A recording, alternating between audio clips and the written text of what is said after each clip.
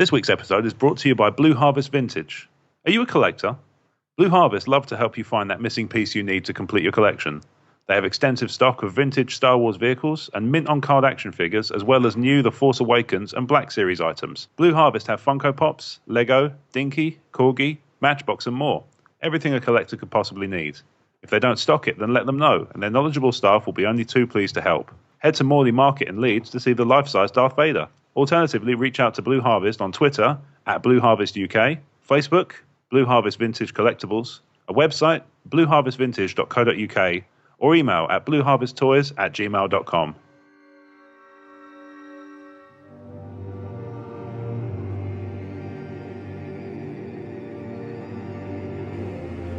Welcome to TSW After Darkside. With each passing moment, you become more our listener.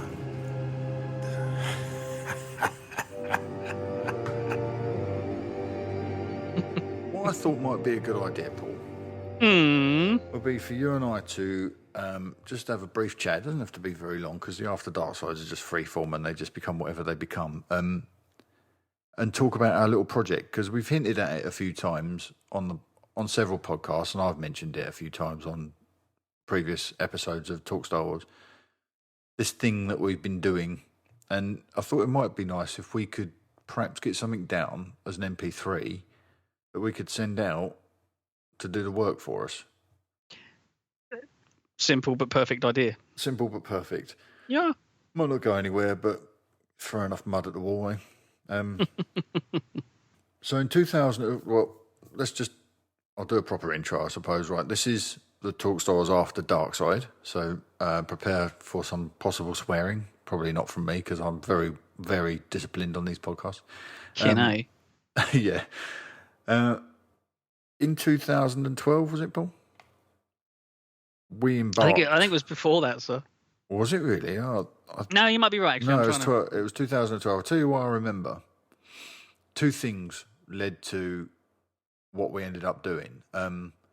One was me being a miserable git on Facebook one day during the whole run-up to the Olympics. So that was definitely 2012. And right, okay. I was having a whine about how all I was hearing was Jubilympics this and Jubilympics that, because it was the Jubilee year as well, 2012. And the media do what they do, and they decided they were going to make two things into one word because that's funny. And they were saying Jubilympics. And I was having breakfast here, and I put a thing on Facebook saying, if I hear another person say Jubilympics, I'm going to shoot people. And you said, stop being a miserable git. And it kind of, just this one little exchange. Do you not remember that? No.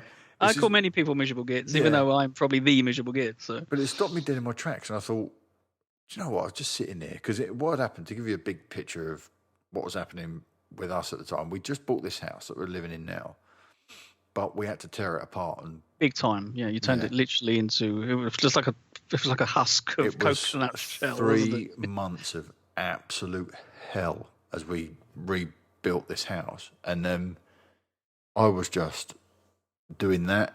I was working full time, coming home, doing the house. I didn't really do any. I was project management, really, even though my brother-in-law did most of that. But I was here making sure that things went in the right places and answered questions and made decisions. And it was hell. And then when we were done in 2012, everything suddenly stopped, and I was just left exhausted and a little bit grumpy. So that little comment was the last of that for me. And then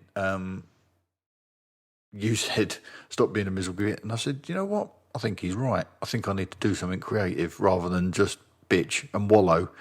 And then the second thing that happened was I heard a podcast that Kevin Smith was on, and it was an audio commentary for one of the Batman films, Dark Knight Rises, I think, that came out that year. And he had said something. Kevin always gets very emotional when he's doing anything, basically, certainly when he's podcasting. And he'd had a couple of tears about the shootings in Aurora.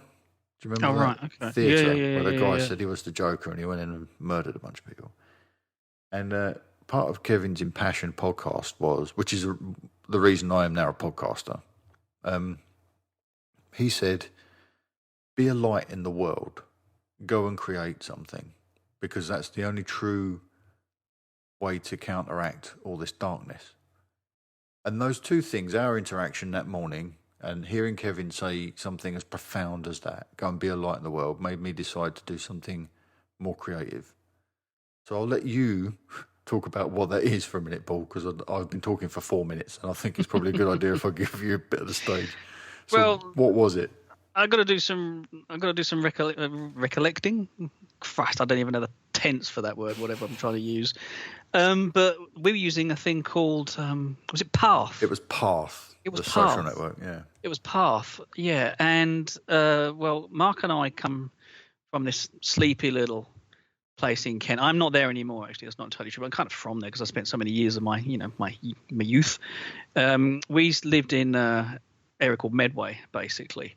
And one of the key sort of shopping areas when we were kids was this thing called Saver Centre, stroke Hempstead Valley. Yeah. And then one morning, I woke up and there's War and Peace in my Path sort of update. And it's Mark. He's like, "Wow, chaps, got to let you know of this really cool dream I've just had." I'm like, oh, God. But obviously you start reading. Because Path updates were like, "I'm having a coffee." Yeah, sort of thing. But you were talking about this thing, and I'm not going to mention that. Well, they're gone now anyway, but you were talking about, I think it was ours. I think we were the antagonist stroke protagonists in this story you had, where we were it was either Four Boys or at the time it was NSS newsagents and so on. And did we commit a robbery? Yeah, we did. What did we do? Yeah, we committed a robbery. The dream was, basically it was, I'd been swept up, all of us had been swept up in this time travel thing. This guy had recruited us. It was a bit like, I mean, I didn't think this at the time in the dream, but afterwards, as we sort of took this thing apart and we started building a story around it, to me it seemed very much like the Thomas Crown affair.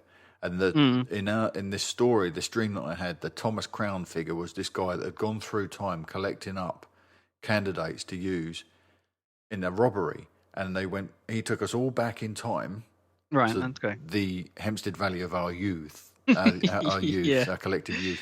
Used to be cans of Coke and a bag of crisps. Yeah. But we went and robbed a bank, and then we put the money away, and then we came back to the future, so we would never we wouldn't get caught for the crime, and then we collected the money. Now the mechanics of that didn't work, but in Dream it made perfect sense. But the mechanics it immediately struck a chord with me, because I think we'd had several sort of off tangents discussion about Terminator paradox and all that kind of thing anyway, hadn't we? Over many years.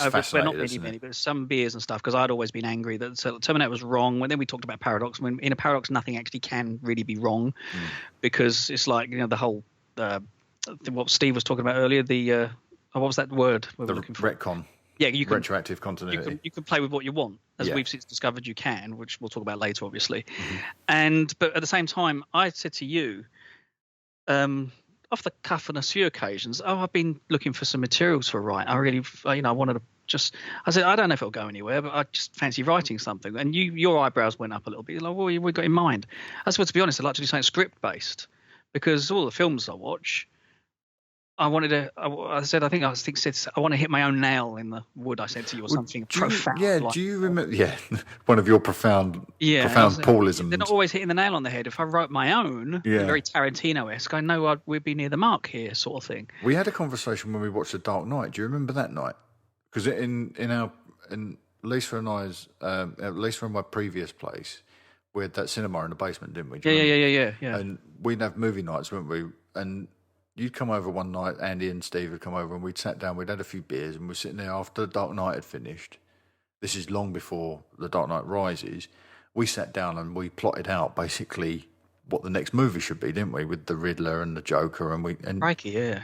And we'd had all these ideas about how you could have had Harley Quinn in there. You could start with the Joker in a glass cell like Hannibal, and head shaved, and we wanted Joe Gordon. Yeah, we were bastardising all sorts of ideas, weren't we? Joe Gordon-Levitt would have to play the Absolutely. Joker. You'd already done that photo. I'd done the photo of him behind the cell door, hadn't I?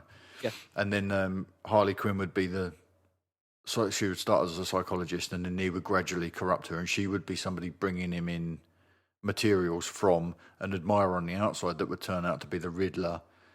And we had all these grand plans for it, didn't we? That you wouldn't see Batman in the Batsuit for most of it because he would be Bruce Wayne in disguise as someone going into Arkham and getting to have some FaceTime with the Joker, trying to get to the Riddler. And we put all this stuff together, and then you said to me, and this is where my eyebrows went up, you said we should write a script. And that stuck in there.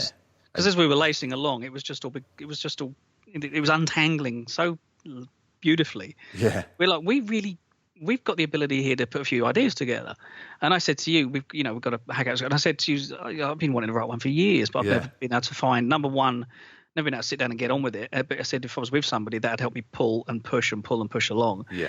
And then after that conversation, because I mean, many moons after what actually became our script, we considered doing a rather menacing version of Joker Batman story, didn't we? Yeah. There was something that, we kicked an idea around. It was all built around that original idea, wasn't it? Of it was a bit like the Red Dragon. It was hung on the bones of Red Dragon, wasn't it? Where the Joker was the Hannibal character, the Riddler was the Tooth Fairy character, and then you had Batman trying to get to the Riddler, and he and the Riddler was enamored with Batman, and he was trying to challenge Batman. Let me see you as a hero. He's the last person on the world I'm ever going to hurt because it's far too much fun menacing with him. That kind of thing. Yeah, and it was great stuff. It was like, I'm going to, he'd leave all these clues. I'm going to blow up this post office. If you don't get there and save these people, I'm going to think less of you. And if you get there and save these people, then you've passed that test, and I'll do another one. And all the while, the Joker's in Arkham pulling the strings, and Harley Quinn is the go-between. And it was all coming together. Those things came together beautifully. But we could never get the time to do it because we poured so much time into what eventually became Hindsight. Which was a completely different story. But that's the Hindsight stemmed from this time traveling robbery situation that we were all sort of recruited for by Pierce Brosnan, apparently. Yeah. Or McQueen. Yeah, or McQueen. Yeah. Your Thomas Crown of choice. But then you sort of laced this entire story together on Path one morning. And I think I called you within minutes. You've got something here. I said, you got something, because I'd always been angry at the Terminator, really angry at the Terminator. I don't know why. It was completely puerile and futile. And I said, I want to do something that breaks the rules of time travel as we know it. I want to look at situations where, like the whole Back to the Future thing, where it's like if you see yourself in a particular time zone, the universe will explode. I was like, no. I want to converse with myself. Yeah. That kind of thing. And then it's like, we got to have a beer, which, it's always been our best writing environment. So always best fueled by something. Yeah, I think we got together for a couple of beers, and the pads came out and some pencils came out, and we started scribbling bits and pieces together. I've still got the notebook. I forgot the first notebook with it had Batman on the front cover, fittingly. But we were like, okay, we've got this idea, and we, like you say, we talked about the mechanics of the whole bank thing, and literally just, okay, well, many years later, we'll just take out the interest. I was like, did the mechanics work? I can't remember what were the stumbling blocks on that? The stumbling block on that was that it was ridiculous and it didn't work. And it was like, it must have been more than that. Sure, yeah, no, I think that was it. I remember we sat in the Hungry Fox pub, didn't we? And we said, this thing, we need to stick a pin in it. We kept moving it to one side, didn't we? Like, put the bank over there for a minute, because it doesn't quite work. Because if you bring wanted more than money, didn't we? If you bring money back, the chances are the actual currency, the notes, are going to be different.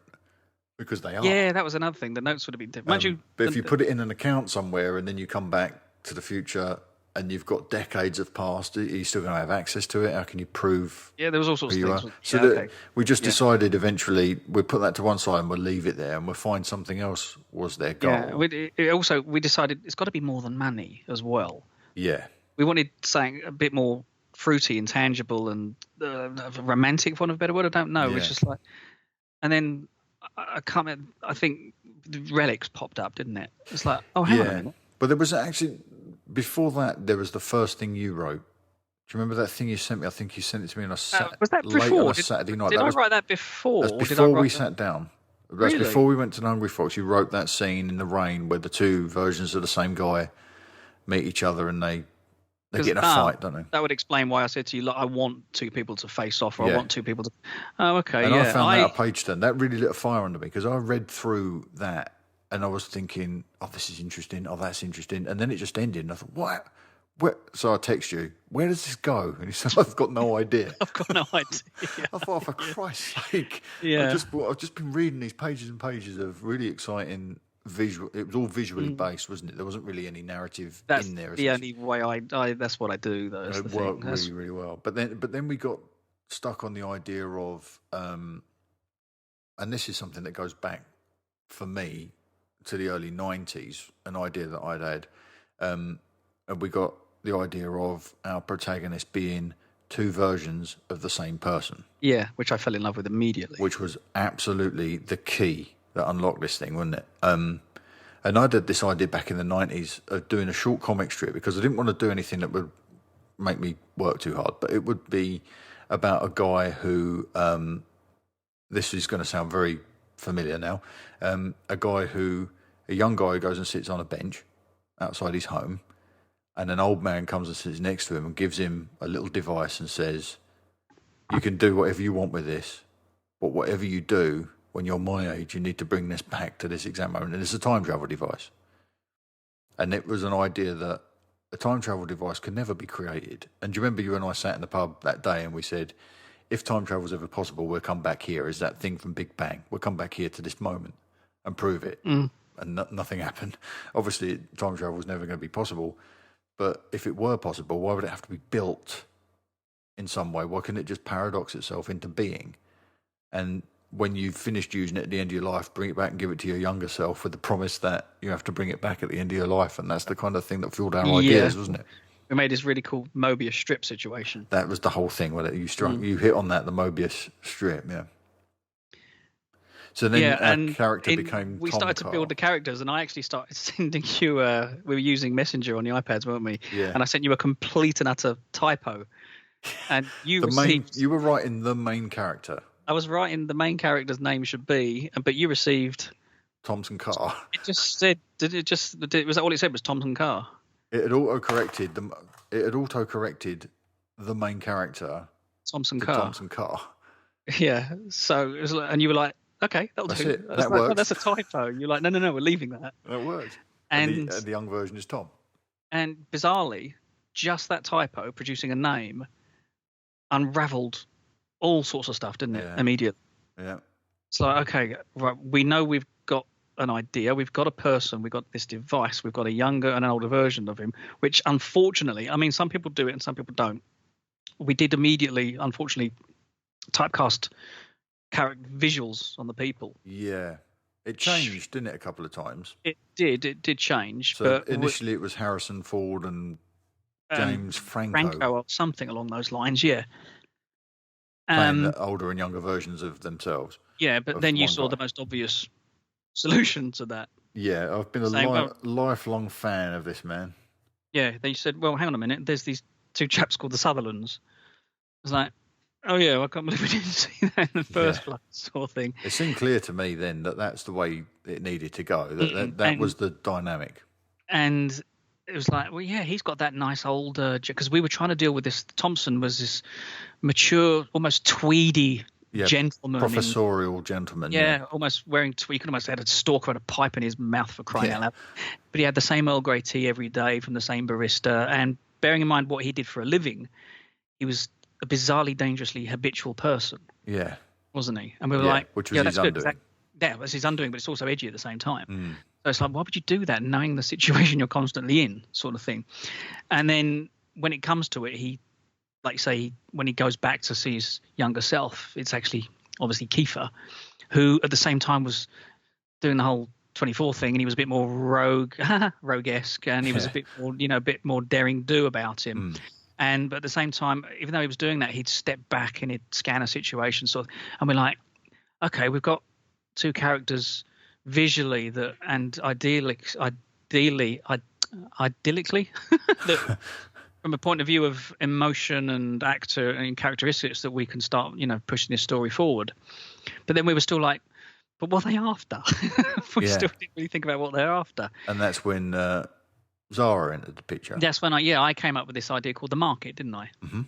And basically, we decided, okay, let's say you use the idea 2020 on just a piece of paper based on my little face-to-face in the rain situation. You drew this picture. I think it was a photograph that you took in the woods. Yeah. And you just simply put 2020 because hindsight offers you 2020 vision on something that's already happened. Yeah. So we immediately said, okay, we've got to use the year 2020 as a major part of our story. But you then said, no. What we'll do is we'll go forward like another 40 years for Keitha and Donald, sort of that age situation we're planning. Let's have present day as 2020. And actually, we're basing things on the older Thompson Cars events, more like 2065 or something along those lines. Mm-hmm. But then we both sat back and went, hang on a minute, we're dealing with time here. None of this matters. Yeah. But we did want a point of time where Thompson currently had purpose. He did have a sort of relationship, which is, like you say, where Zara came into it. And so we created this situation called the market. And the market was where I came up with the idea of, I think they should steal cool stuff. Everyone in the future is bored and, I want a real Mona Lisa and so on and so forth. Yeah. But I wasn't really looking at the integrity and I wasn't looking at the time structure of it. But you said one tiny, simple thing. They can't interfere with the timeline. Everything that is happening to us is completely normal. So what they could do, they could only go back and either show or offer situations that were real-time mysteries that were never solved. And that's the reason they're real-time mysteries never solved. Alternatively, they came back and they couldn't snap on a twig, the whole butterfly effect situation. Yeah. So they could only do things where, from our point of view in real time, in an earlier timeline, it was just a mystery or it just happened that way and so on and so forth. So they'd happened to us, but they happened in that fashion because the market came back. That's the way. Exactly.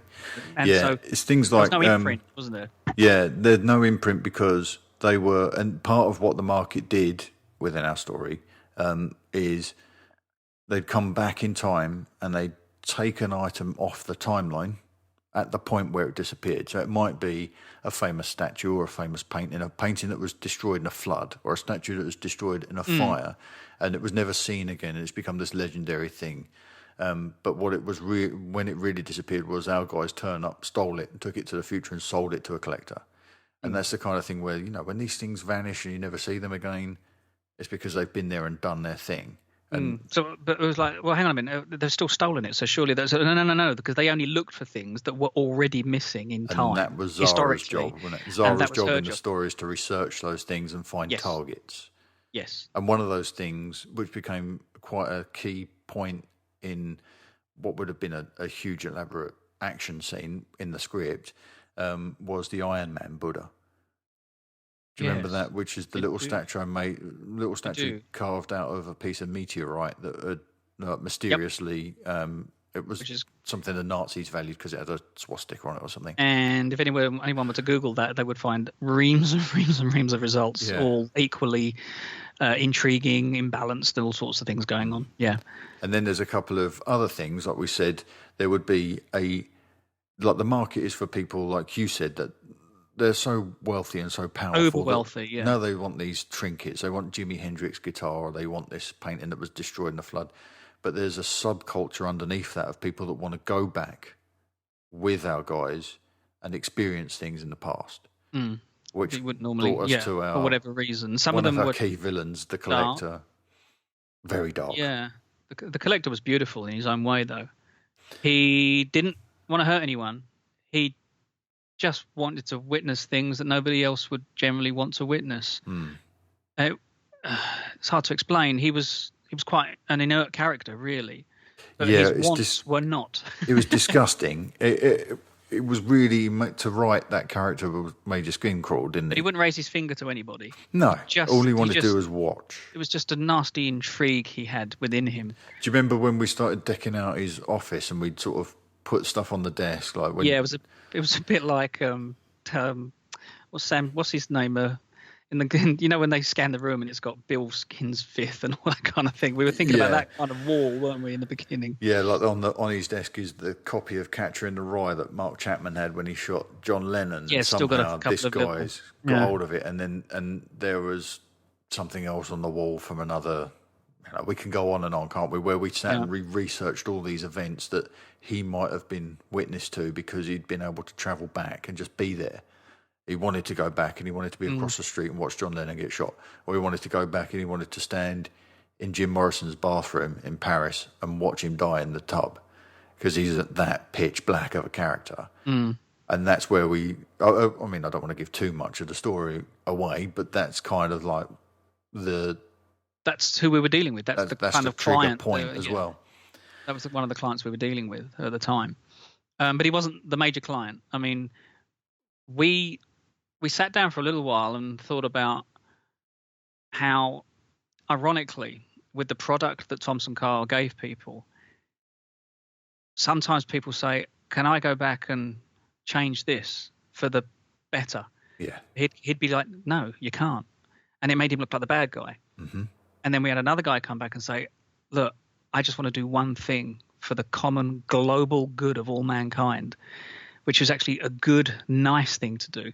But Tom's be like, no, because you've got to think about the timeline. So we actually made our protagonist our antagonist and our antagonist and our protagonist both at the same time, continually throughout the story, which we just loved doing. That was so interesting. It was so exciting when we hit on that the villain of the piece would be pushing to do something good, and the wonderful. Good, we can hit the point here, I suppose.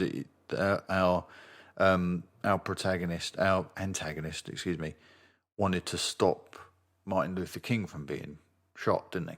That's his goal. That was one of his earlier requirements in his story. He'd already gone back and he'd seen Dr. King speak. That was one of the trips he'd gone on with Thompson. There's actually a picture of him shaking hands in his office.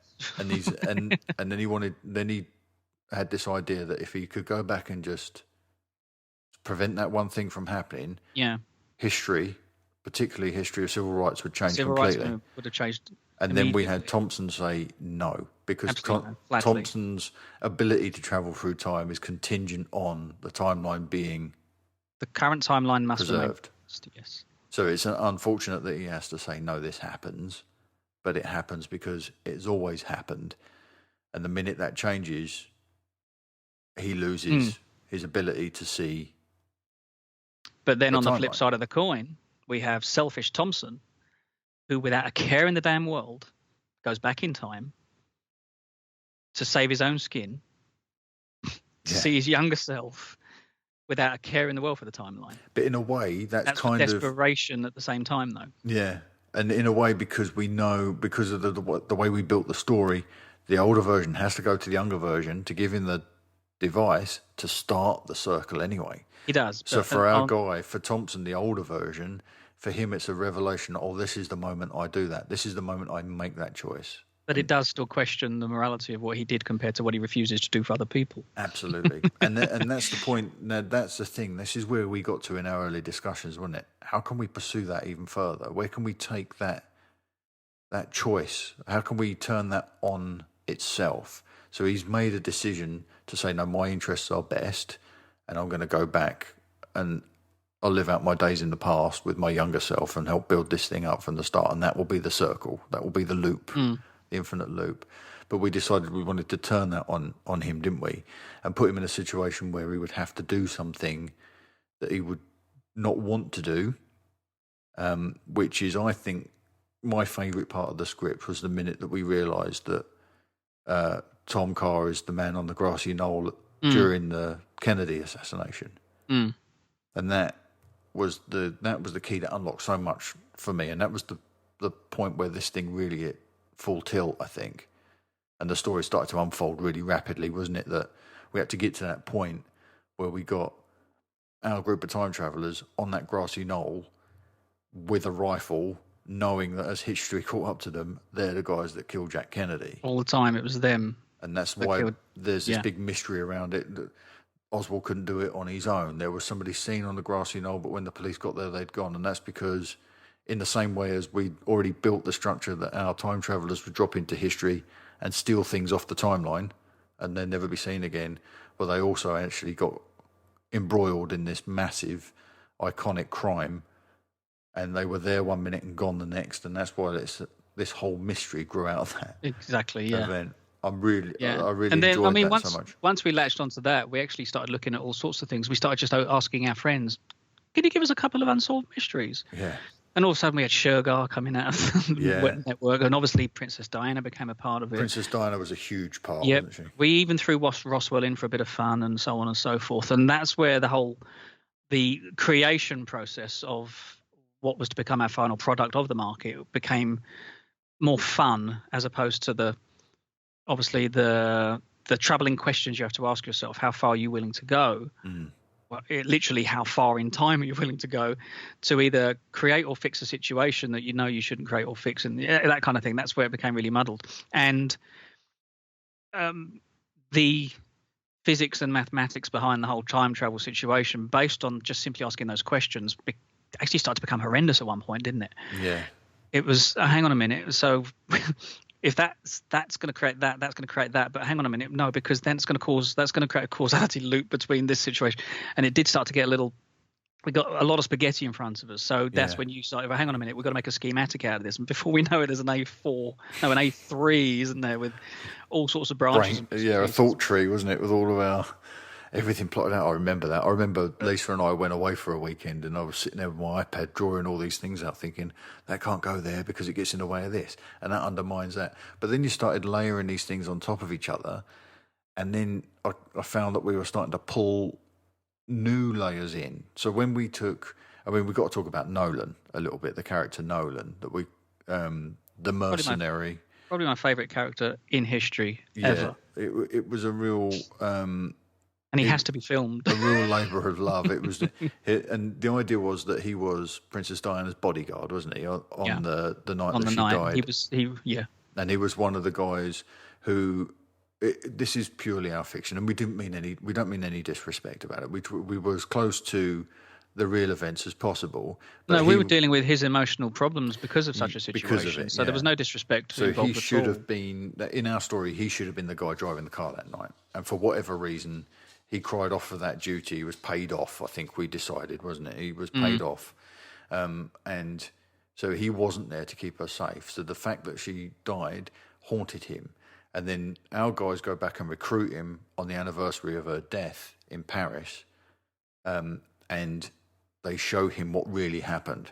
And what really happened was purely an accident. And it had been sold to him as a conspiracy. And Nolan was buying into the conspiracy, wasn't he? That she was murdered, that it was the CIA, and that it was the NSA, and that it was the royal family.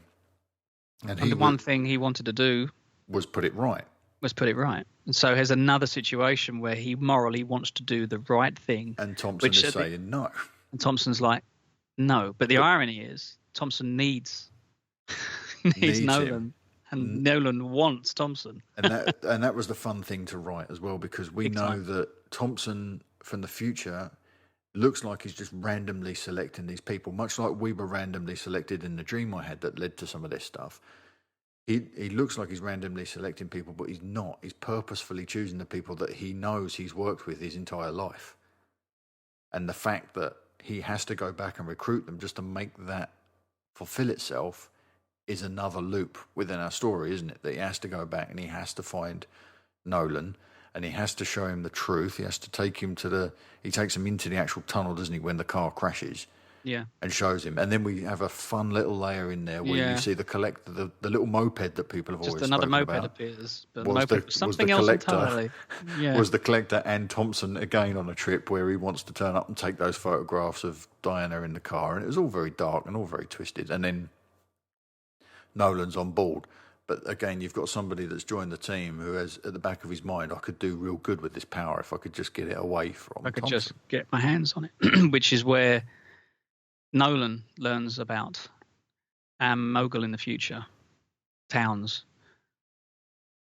And Towns also wants to correct things. So Nolan's next point of call is like, I need to be with a man that wants to correct things. And that's when it really got fun. That's where the weaving starts to go through to the point where we actually managed to get a meeting between Nolan and Towns later on. But I won't digress on that any further at the moment. No, let's not tell any more of the story aspects. I think I really wanted to get the Nolan character out there and introduce that concept. But let's talk about where we took the project next. Because I remember when we first sat down in the Hungry Fox and we had our notebooks and we said, where can we go with this? And it was like a page of scratch ideas. And I said, I can't wait until we've got like a manuscript, a slab of paper. And then before you knew it, we had that, didn't we? And I even had some of them bound by a friend of mine, Mark, you who was did. a printer, and got lovely bound copies. That was a very nice Christmas present, if I recall. Yeah, he did us a good turn there. He's a good guy. So we had our slab of paper, and then it was second draft, third draft, fourth draft. And there was draft. I don't know why, but we had draft 4.1. We didn't go fifth. We had 4.1 and 4.2. Yeah, there were only minute changes, weren't there? At this no, point? Well, you went crazy about coders. There was a lot of that stuff. I think we'll hold some of those back because I'm not going to mention them, but you did go crazy about that kind of thing. That was a lot of fun to me. I'd be up late at night, just to give people an insight. I'd be sitting up late at night this is years before Talk Star Wars, so I was doing other writing. I was writing these little bits, and I'd have an idea, and then I'd write something, and I'd send it to you, and you were probably just about to go to sleep and read it, and then you'd send me an email saying, bloody hell, you've done it again. It's another little thing that we hadn't thought about or we hadn't gone near, and it's another world of possibilities that informs everything else and becomes this exciting stuff. Do you remember that day we got in touch with Giancarlo Esposito? Yeah, he posted a tweet on obviously Twitter. It was the side of a bus. Was it Revolution he was in? Something like that. What was he in? I don't remember. I can't remember what he was in. But he was at the side of a bus, and it was doing it was like a press junket or something like that. Mm-hmm. And in response to his posted picture, I just said, at Giancarlo, blah blah blah. By the way, I got something much bigger for you, and I actually said for you, sort of thing, because he was again somebody we were toying with. We liked his style on a particular character and so on and so forth. And within moments, I got a reply from him, didn't I? And he's like, "You've got my attention." ... I was like, and I just freaked out, and I didn't retweet it or anything like that, but I immediately sort of grabbed the image of that and I sent it straight to you, and you called me about 12 seconds later. I said, what the hell is going on? Like, we've got this script, and suddenly I'm starting to doubt everything we've written, thinking, I can't believe this guy's saying we got you put Nat in the car, didn't you? I put Lisa in the car, and we met down a pub, which was where we do our best thinking, and we said, what the hell do we do? Where do we go with this? And eventually we managed to get the script to his company, didn't we? I got actually Quiet Hand Films. Was it Grace? It was Quiet Hand, yeah. And I think I emailed first, and she did reply pretty quickly. And then I called, and I did briefly speak to her, and she said, look, all I can give you is you've got to send this through the correct channel. She said, by all means, send it on to me, and so on. And so we did. By digital copy. And I actually then emailed her again, and she said, we have it. It's now being dealt with by whoever. But then these things, as they fizzled away somewhat, but we did have literally first-hand contact with his agent, and they got a copy. I actually then tweeted him about a million times to say, have you read the damn thing? Yeah, it's amazing how quickly these things go from being full of hope and possibility, mountains and molehill in an hour, to being nothing, isn't it? It's funny. I think this has always been a double-edged sword, this project, because it was so enjoyable to write, but then what comes afterwards is it's peaks and troughs. It's time. Manic highs and utterly depressing lows. And we've pitched this, haven't we? We should say at this point. We have actively to some pitched pretty this big names, to some huge names, some big studios. Warner Brothers is in there, and the little things Fox. like Endgame Entertainment and Paramount was one, I think. I think Paramount. I did Warner. K&O Paper Products, which is Kurtz and Ortzman of Star Trek. They wrote Star Trek. I think there were 3 very small independents, which we owe a little bit thanks to Joey of the Happy Riders. He made a couple of connections as well for us, didn't he? So. Yeah, Stage 32 have also been a very useful platform. Yeah, to do that's some of Stage this 32 stuff now, isn't it? Yeah. It was all very exciting. I think the first pitch I did was over Skype to Endgame Entertainment, wasn't it? And it was 7 minutes. I've put a picture of that session on the Facebook page that we set up for Hindsight, which I believe is Facebook.com/hindsight script, if I'm not mistaken. Yeah, probably. Yeah, we've still got probably the tweet name out there somewhere. There's a picture on. Yeah, I've still got the Twitter account. There's a picture of my Mac with all these post-it notes stuck around it, so that I could read my pitch off these post-it notes whilst still looking at the screen. Yeah, it's not easy. I was terrified. I've never been so anxious in all my life, and it went really well. But then I soon learned that in the moment those things do go really well. Do you remember the night we came to yours and pitched Fox TV to Fox TV? Pitched as a TV show, didn't we? The irony is there. That was cruel. You, in your normal manner, decided that Hindsight deserved a universe. Yeah. And you started writing all sorts of really cool but quirky time travel stories, like winning the lottery and how did the device come around in the first place, and all these kind of little bits and pieces. And I was looking at one about how a guy could have affected the presidential election and all sorts of stuff like that as well. And you did one about Jesus. I did a guy that wanted proof on he doubted his faith. Fantastic. His wife was murdered in his own church, and he wanted proof of his faith because that kind of thing can't happen if there's a God. So they actually arranged for him to go and see one way or the other what happened with crucifixion and all that kind of stuff. And we actually got to a point where we had you probably already written about 8 fairly solid stories, and I've given you about 2 or 3. Yeah. But we had ideas for about 20 or so. Well, I think we ended up with what we had fully formed, and then what we had in had a season. Thumbnails. We had about 24 we had stories. A season. Yeah.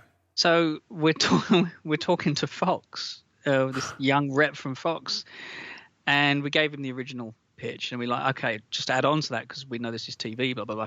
We've got now these 24 episodes done. Wound up, is ready. We can, it's easily pliable, adaptable. We can push them. And he was absolutely head over heels in love with the idea. And then what did he say right at the end? What you got on your hands, guys, is really a movie. Oh God! Oh, So, well, we've got a movie. That was the thing that we were saying. Like this story. It's like, and you try and what we quickly learned was you try and do the elevator pitch, don't you? So you try and encapsulate everything in a. So it's like time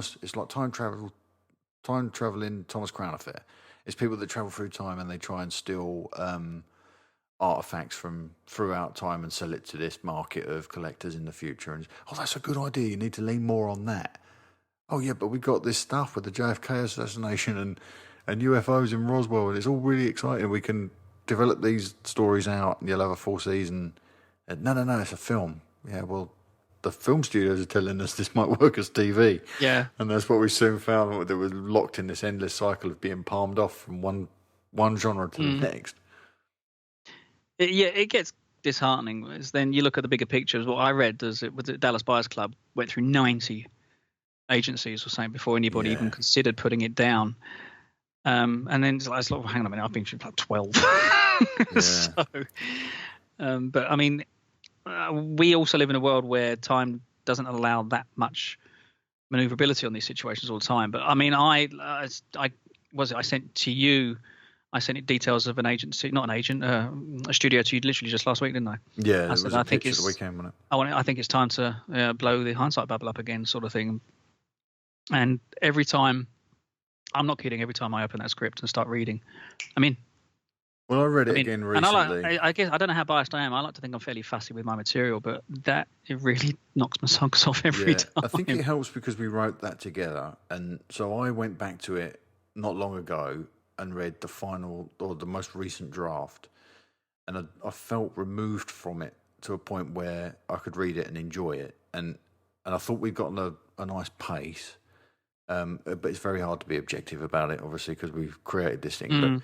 I thought we got a nice pace going. And some of the stuff I love, because I think visually like you do. So when we're writing the stuff where it's in the 60s, I'm thinking I've written a time travel story, but I'm watching in my mind's eye this story set in the 60s. It looks like Mad Men with these people terrassing around in Dealey Plaza having these little adventures, and there's multiple versions of characters running around at the same time trying to get one up on each other. And there's betrayal, and there's intrigue, and there's these ridiculous philosophical and moral dilemmas being posed to these characters that could never exist in the real world, but they're really interesting pressure points to push. And imagine yourself in that situation. If you had to do this thing, could you do it? How far will you go for what you think is right?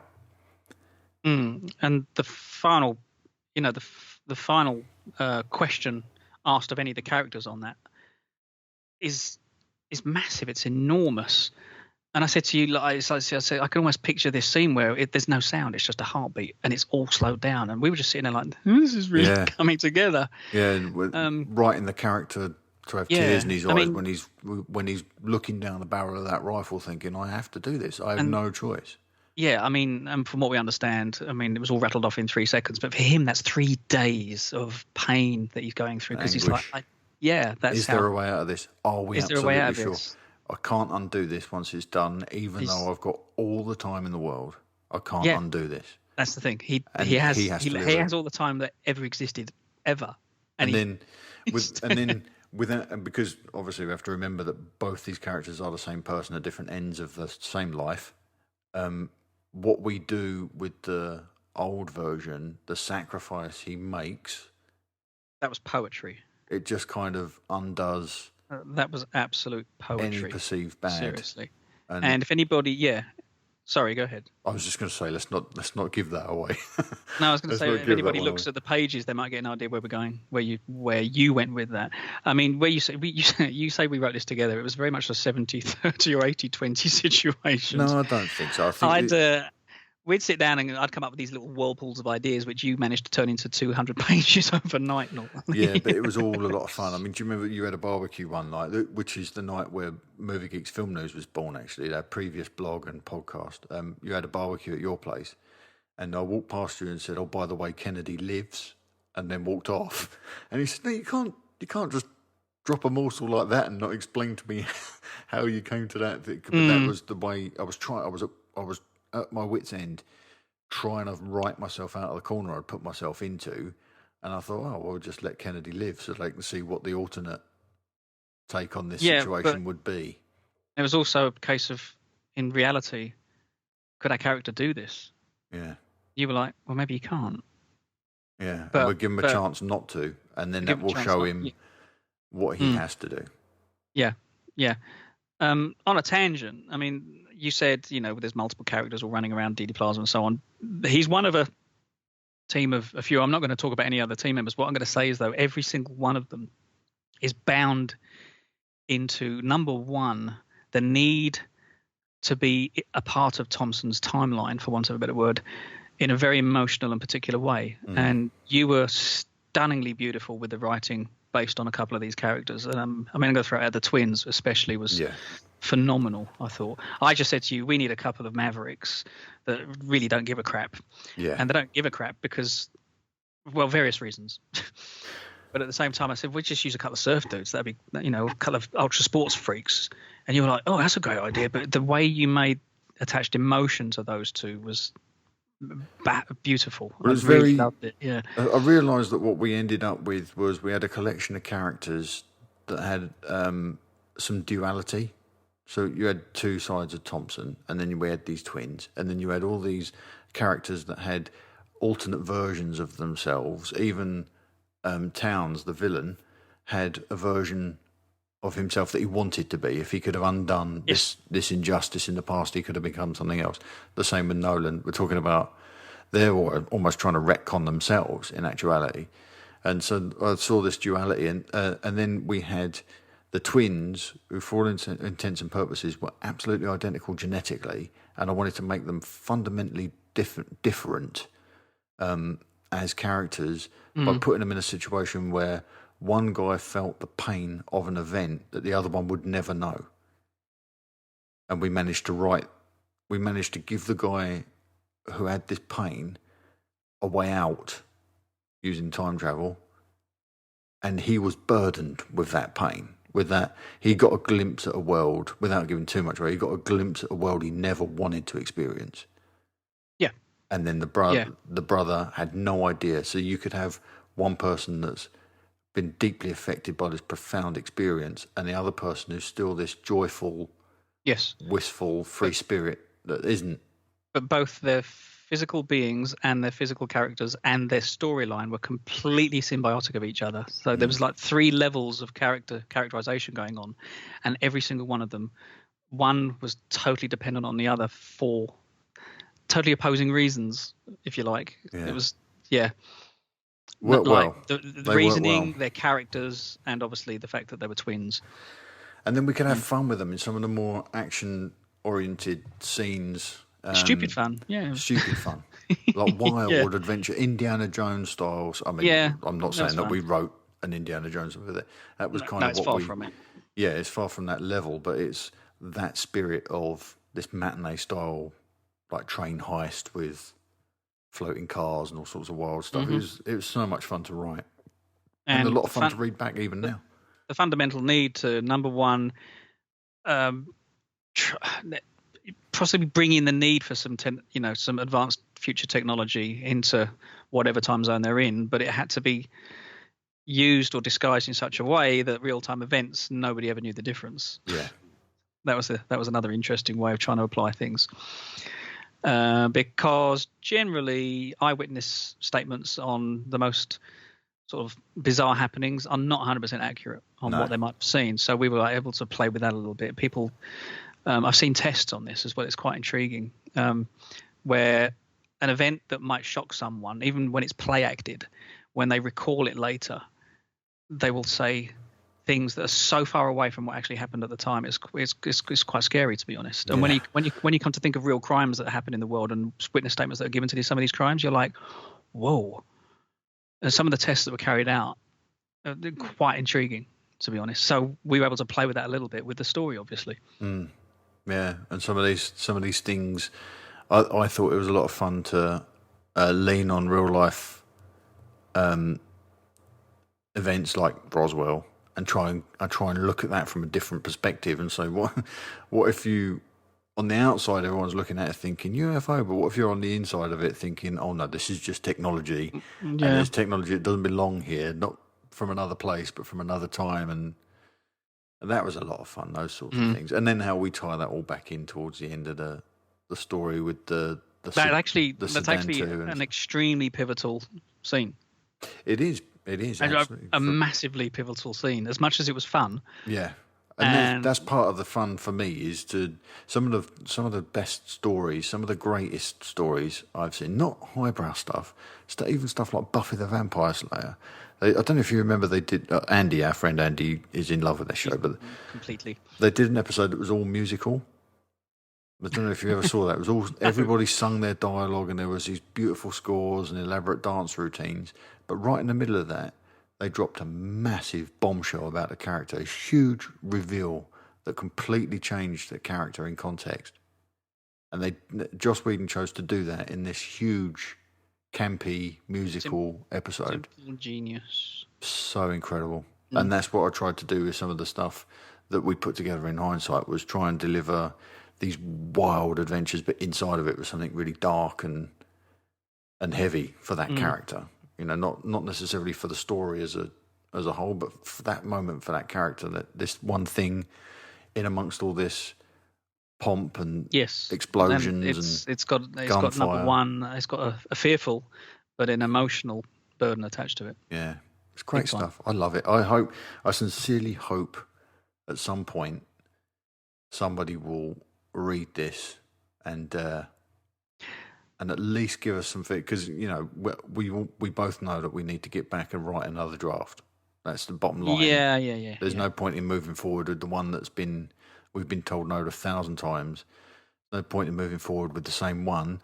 We need to rewrite something, but I want to be able to do that with some sort of positive input from somebody somewhere.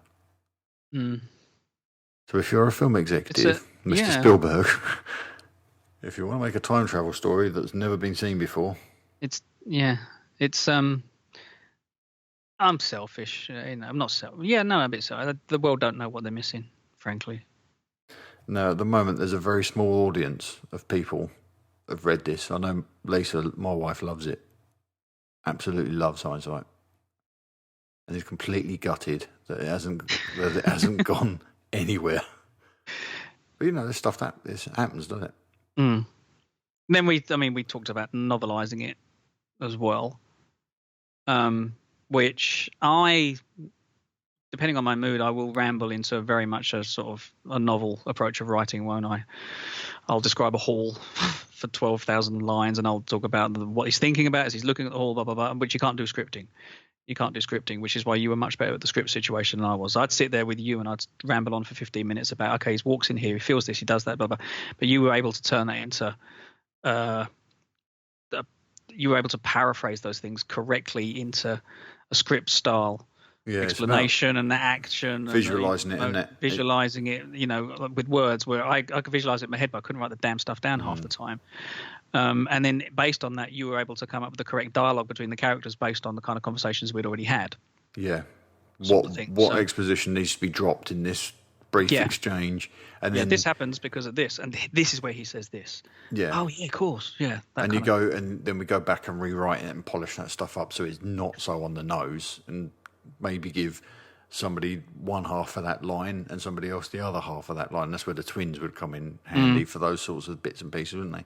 So that it's not just somebody saying, "Tell me this like I'm an idiot," or the other guy say, "You are an idiot," but you're right. You are an idiot. Yeah.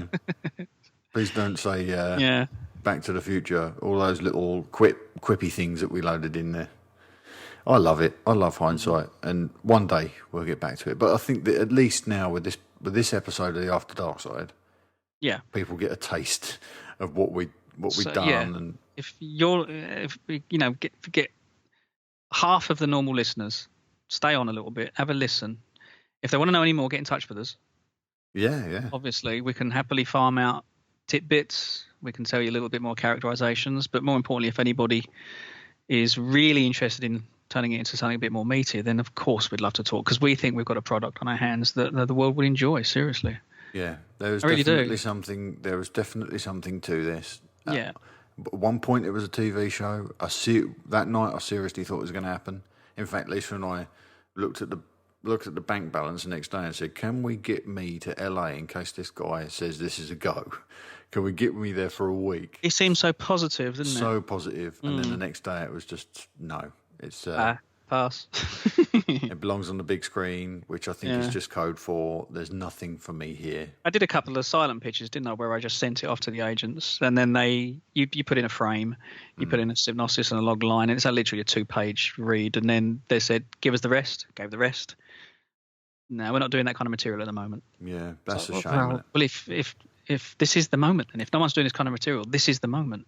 But unfortunately, Hollywood is number one fashionable and number two non-fashionable, because they will occasionally bring out something that is very left field and they'll make a killing from it.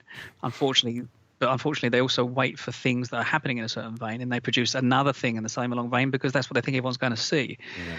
So, a good way to wrap this episode up, Paul. Take a risk, guys. We've got a good meaty material on our hands. What was that? What was the feedback we had for the last written post? We don't have to say who it went to. It was a player, but what was the feedback he gave us, because we couldn't get our head around that? You're talking about the actual script itself from an actual product. Yes, right. We sent 4 pages. Was it only 4? Okay. I think it was only 4. No, it wasn't, was it? It was the first 10 pages. It was the first 10 pages. 10, yeah, which would have encapsulated 2 reasonably meaty scenes at that point. One of them really dark and interesting, and the other one essential to ongoing plot. But he seemed to care more about the grammar. Yeah, he cared about the grammar, and about the formatting. A couple of typos and formatting. Which you can't. And then he gave us 2 lines on essence of story, which he said was rather stilted. It was like, stilted? Have you seen the opening scene to Speed? It's a lift scene. Yeah. What about when he said it's not original, but these films have much more success if they're based on a comic book or a video game. He said, sorry, I forgot that bit. This isn't original material. Why don't you write something based on a comic book? Because you just told us it's not original material, and that's when I decided. I don't know, I can't remember who the agency was, but the guy was just a jerk. But I'm sure there's lots of amazing people out there that will find this really enlightening. Yeah, if you happen to be a writer and you've ever faced this sort of resistance, it's you'll understand how infuriating it can be. Some comments they are a little crazy, to be honest.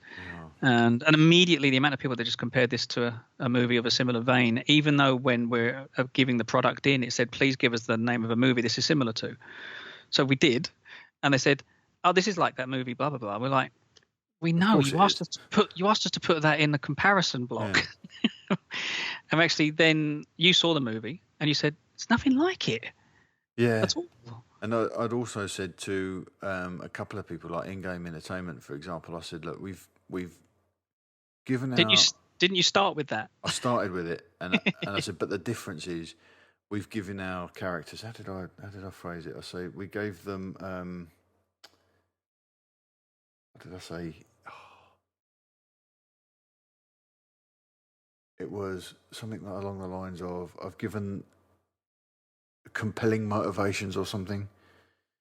Oh, I can't remember what the term was now, but it was like, you know, you're not gonna see the motivations these guys have got. You're not gonna see it anywhere else. We've given them something quite unique in terms of motivation. You don't get that in that other movie, which I love, but you don't get it in that other movie.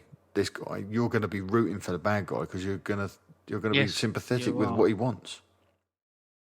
That's what I said. I said we've given our protagonist and our antagonist compelling motivations, and they said, "Oh, what do you mean by that?" And I explained, you're going to want the bad guy to get his way because it's a great thing, and you're going to hate the hero for trying to stop it, but you know that he has to, and you know you don't see that everywhere. You don't see that anywhere. Mm-hmm. I love it, and I think people would enjoy it if they got to see it. Yeah, well, you know, it's nice talking about it again. To be honest, it is. Yeah, it's nice to know it's still alive in there somewhere. Yeah, well, we like it, so we keep doing little things like this now and again. We can keep punching it out. We will, and perhaps we'll do something with. Fat Lady's not singing yet, mate. Yeah, not yet. Perhaps we'll do something with some of the other bits and pieces that we've hit on over the years as well. Mm. Next thing we can do is send it. We should give it to all the VIPs. That's not a bad idea. VIPs, keep an eye on your inbox. Right, let's wrap this up. Right. I'm Talk Star Wars on Twitter. I'm Movie Score on Twitter. Sorry, I'm Movie Score _ What, you've got to clear that name up at some point. I can't. It's taken. I've got to find the Movie Score. No, I'm not the. Facebook was never a the. All right, we're out of here. We'll see you guys next time.